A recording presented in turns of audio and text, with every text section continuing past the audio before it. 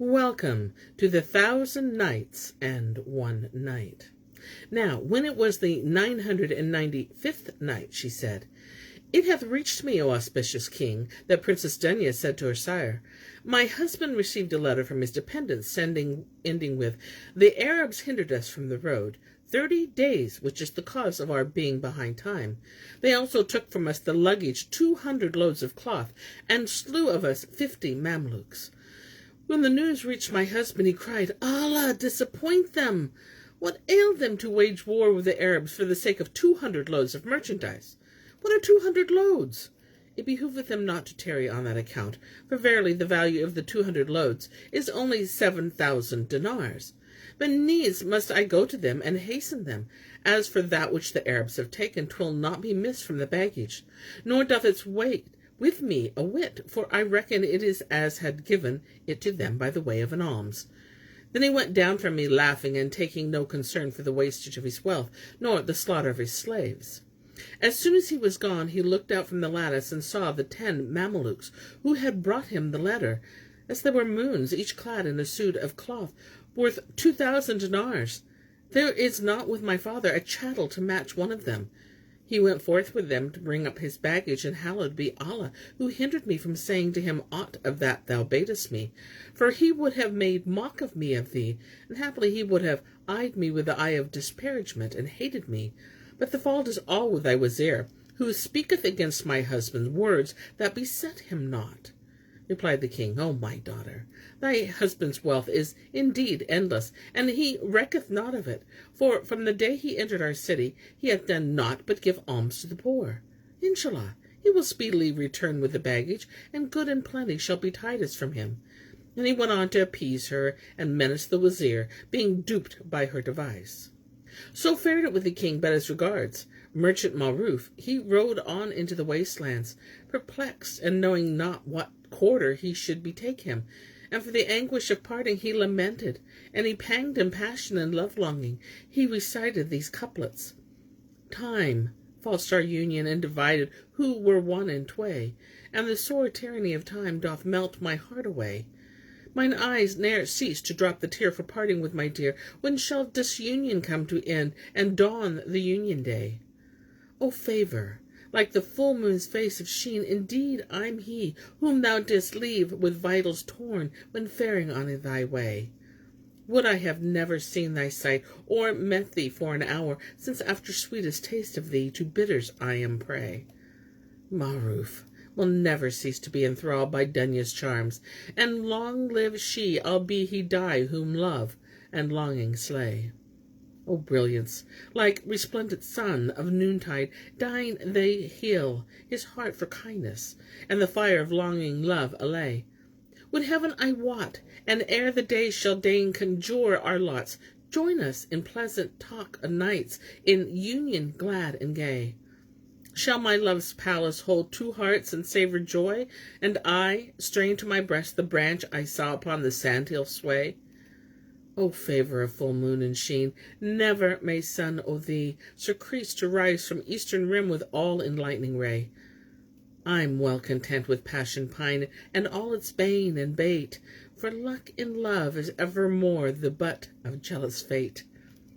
And when he ended his verses, he wept with sore weeping, for indeed the ways were walled up before his face, and death seemed to him better than dreeing life. And he walked on like a drunken man for stress of distraction, and stayed not till noontide, when he came to a little town, and saw a plougher hard by ploughing with a yoke of bulls. Now hunger was sore upon him, and he went up to the ploughman and said to him, Peace be with thee. And he returned the salam, and said to him, Welcome, O my lord.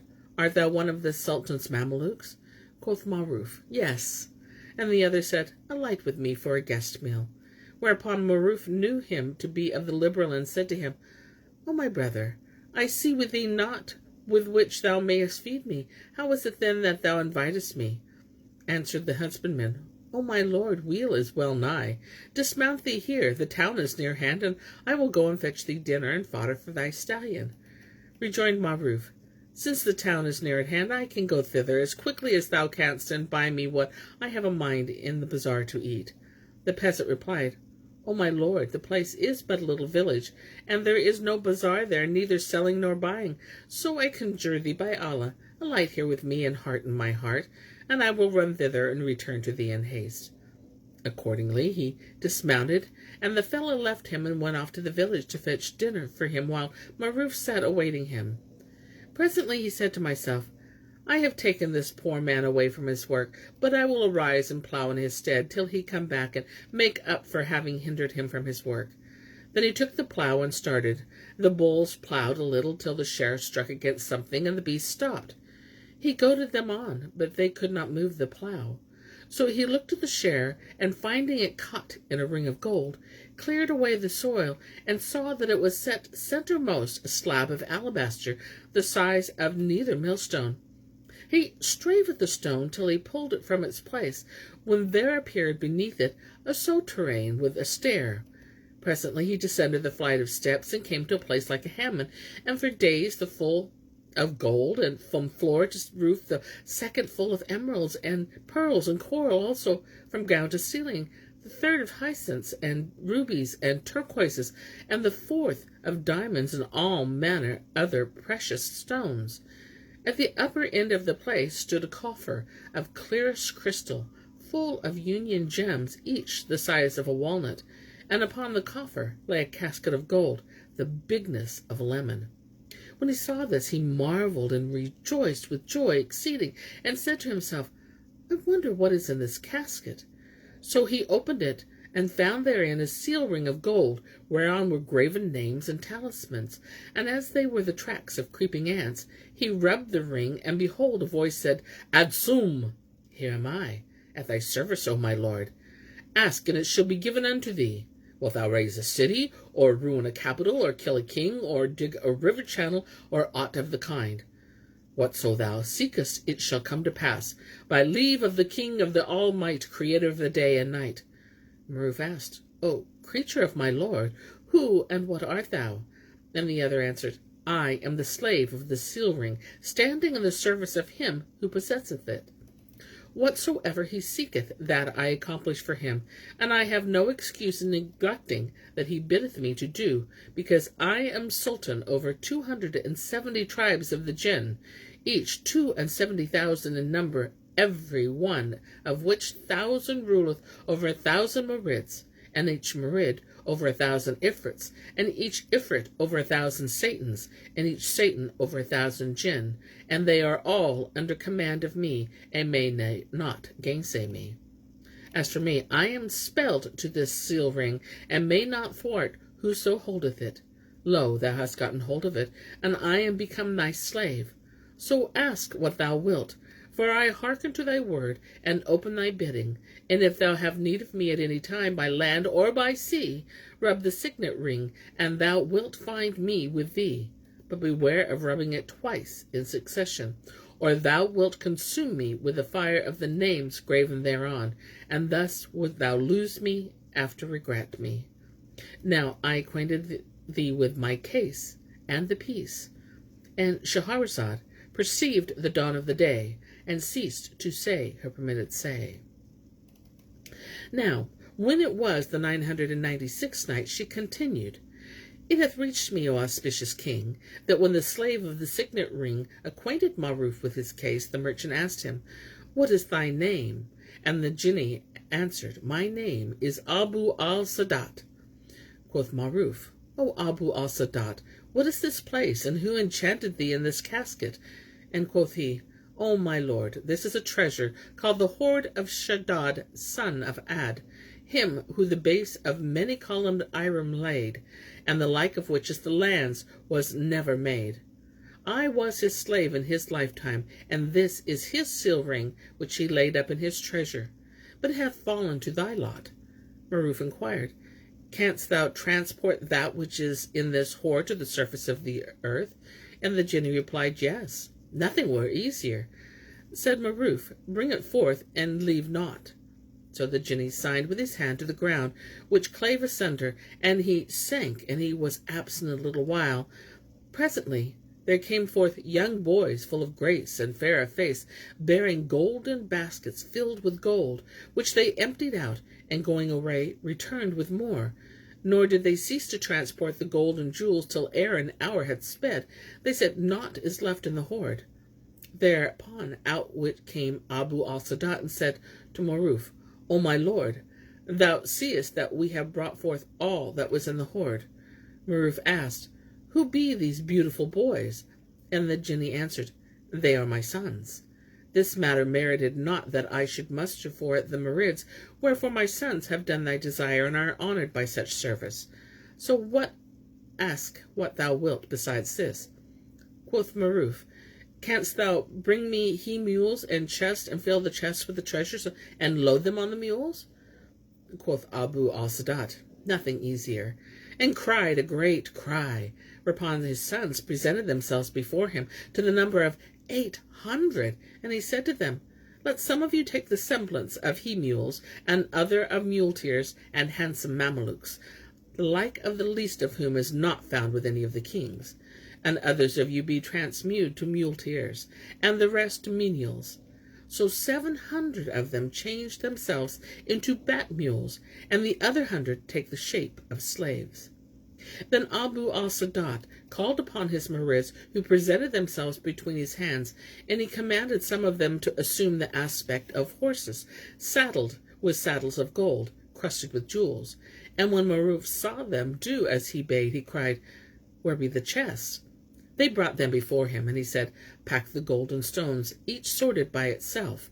So they packed them and loaded 300 he-mules with them. Then asked Ma'aruf, O Abu al-Sadat, canst thou bring me some loads of costly stuffs? And the Jinni answered, Wilt thou have Egyptian stuffs, or Syrian, or Persian, or Indian, or Greek? Ma'aruf said, Bring me 100 loads of each kind, and 500 mules. And Abu al-Sadat said, O my lord, accord me, delay that I may dispose my Marids for this, and send a company of them to each country to fetch 100 loads of its stuff, and then take the form of he-mules and return, carrying the stuffs. Ma'aruf inquired, What time dost thou want? And Abu al-Sadat replied, The time of the blackness of the night, and day shall not dawn ere thou have all thou desirest. Said Ma'aruf, I grant thee this time, and bade them pitch him a pavilion. So they pitched it, and he sat down therein, and they brought him a table of food. Said Abu al-Sadat to him, O my lord, tarry thou in this tent, and these my sons shall guard thee, so fear thou nothing, for I go to muster my Marids and dispatch them to do thy desire. So saying, he departed, leaving Ma'aruf seated in the pavilion, with the table before him, and the Jinni's sons attended upon him in the guise of slaves and servants and suite. And while he sat in this state, behold, up came the husbandman man, and with a great porringer of lentils, and a nose-bag full of barley, and seeing the pavilion pitched, and the Mamelukes standing hands upon breast, thought that the Sultan was come, and had halted on that stead. So he stood open-mouthed, and said to himself, Would I have killed a couple of chickens and fried them red with clarified cow butter for the Sultan? And he would have turned back to kill the chickens as a regale for the Sultan. But Ma'aruf saw him, and cried out to him, and said to him, Bring him hither. So they brought him in his porringer of lentils before Ma'aruf, who said to him, What is this? Said the peasant, This is thy dinner, and thy horse's fodder. Excuse me, for I thought not that the Sultan would come hither, and had I known that, I would have killed a couple of chickens and entertained him in a goodly guise. Quoth Ma'aruf, The Sultan has not come. I am his son-in-law, and I was vexed with him. However, he has sent his officers to make his peace with me, and now I am minded to return to the city. But thou hast made me this guest meal without knowing me, and I accept it from thee, lentils though it be, and will not eat save of thy share. Accordingly, he bade him set the porringer amiddlemost of the table, and ate of his sufficiency, whilst the fellow filled his belly with those rich meats. Then Ma'aruf washed his hands, and gave the Mamelukes leave to eat. So they fell upon the remains of the meal, and ate. And when the porringer was empty, he filled it with gold, and gave it to the peasant, saying, Carry this to thy dwelling, and come to me in the city, and I will entreat thee with honour. Thereupon the peasant took the porringer full of gold, returned to the village, driving the bulls before him, and deeming himself akin to the king. Meanwhile they brought Ma'aruf girls of the brides of the treasure, who smote on instruments of music and danced before him. And he passed that night in joyance and delight, a night not to be reckoned among lives. Hardly had dawned the day when there arose a great cloud of dust, which presently lifting, discovered 700 mules, laden with stuffs, and attended by muleteers, and baggage tenders, and cresset bearers. With them came Abu al-Sadat, riding on a she-mule, in the guise of the caravan leader. And before him was a travelling litter, with 4 corner terminals of glittering red gold set with gems. When Abu al-Sadat came up to the tent, he dismounted, and kissing the ground, said to Ma'aruf, "O my lord, thy desire hath been done to the utmost, and in the litter is a treasure suit which hath not its match among king's raiment. So don it, and mount the litter, and bid us do what thou wilt." Quoth Ma'aruf, "O Abu al-Sadat, I wish thee to go to the city of Itin al-Kutan, and present thyself to my father-in-law the king, and go thou not into him, but in the guise of a mortal courier." And quoth he, "To hear is to obey." So Ma'aruf wrote a letter to the Sultan, and sealed it, and Abu al-Sadat took it, and set out with it. When he arrived, he found the king, saying, "O Wazir, indeed my heart is concerned for my son-in-law, and I fear lest the Arabs slay him. Would heaven I wot whither he was bound, that I might have followed him with the troops. Would he had told me his destination." Said the Wazir, "Allah be merciful to thee for this thy heedlessness. As thy head liveth, the wight saw that we were awake to him, and he feared dishonor and fled, for he is nothing but an impostor, a liar." And behold, at this moment, in came the courier, and kissing ground before the king, wished him permanent glory and prosperity and length of life. Asked the king, "Who art thou, and what is thy business?" "I am a courier," answered the Jinni, "and thy son-in-law, who is come with the baggage, sendeth me with thee a letter, and here it is." So he took the letter, and read therein these words: "After salutations galore to our uncle, the glorious king, know that I am at hand with the baggage train, so come thou forth to meet me with the troops." Cried the king, "Allah blacken thy brow, O Wazir! How often wilt thou defame my son-in-law's name, and call him liar and impostor? Behold, he is come with the baggage train, and thou art naught but a traitor." The minister hung his head groundwards in shame and confession, and replied, "O king of the age, I said not this save because of the long delay of the baggage, and because I feared the loss of the wealth he hath wasted." The king exclaimed, "O traitor, what are my riches? Now that his baggage is come, he will give me great plenty in their stead." Then he bade decorate the city, and go in to his daughter, said to her, "Good news for thee, thy husband will be here anon with his baggage, for he hath sent me a letter to that effect. Here am I now going forth to meet him." The Princess Dunya, she marveled at this, and said to herself, "This is a wondrous thing. Was he laughing at me and mocking me, that he mined to me and told me that he was a pauper? But alhamdulillah, glory to God, for that I failed not of my duty to him." On this wise fared he into the palace. But as regards merchant Ali the Kareen, when he saw the decoration of the city, and asked the cause thereof, they said to him, "The baggage train of merchant Ma'aruf, the king's son-in-law, comes." Said he, "Allah is almighty! What a calamity is this man! He came to me fleeing from his wife. He was a poor man. Whence then should he get a baggage train? But happily this is a device which the king's daughter hath contrived for him, fearing his disgrace. And kings are not unable to do anything. May Allah the Most High veil his fame, and not bring him to public shame." And Shahrazad perceived the dawn of the day, and ceased to say her permitted say. And so do I cease the telling of this tale, till it be morrow.